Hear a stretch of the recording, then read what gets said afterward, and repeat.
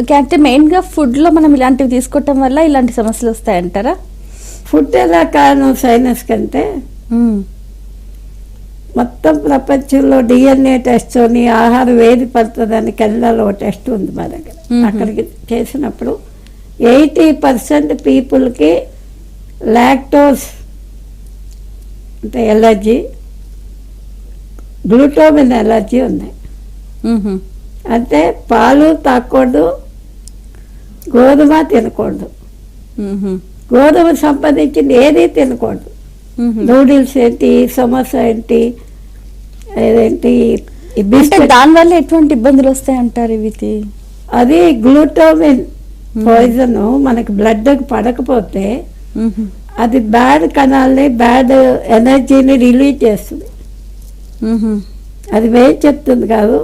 International genetic DNA test చేసిన వాళ్ళు ఈ పదార్థం ఈ DNAకి పడదు అంటే మీ లోపల ఉన్న ఏ DNA అయితే పదార్థాన్ని మార్చాలో, తయారు చేయాలో, దానికి ఇది ఎలర్జీ అయినప్పుడు కథ పదార్థాన్ని కూడా సరిగ్గా మార్చలేదు. ఓకే, అప్పుడేంటి పదార్థం మ్యూకస్లోకి వెళ్ళిపోతుంది, బ్లడ్ కాకుండా.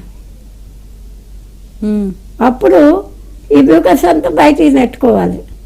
ఓకే, మ్యూకస్ బయటికి నెట్టుకోవాలంటే జలుబు చేయనివ్వరు మన వాళ్ళు, మోషను యూరిన్ సరిగ్గా కానివ్వరు.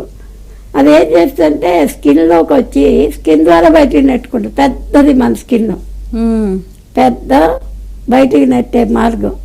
గ్యాసెస్ నెట్టుతుంది, స్మెల్ వస్తుంది కొంతమంది, అలాగా స్వెట్టింగ్తో నెట్టుద్ది, అలాగా దీంతో కూడా నెట్టుద్ది, వాటర్తో.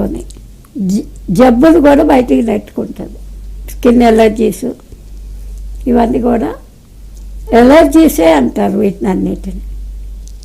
ఎలర్జీ కారణం తినే ఆహారం సరైనది కాకపోవటం, డైజెషన్ చేసుకోకపోవటం, కింద నుంచి వదలకపోవటం, దాంట్లో బ్యాక్టీరియా, వైరస్, ఫంగస్ పట్టుకోవటం, ఇవన్నీ కూడా కారణాలు.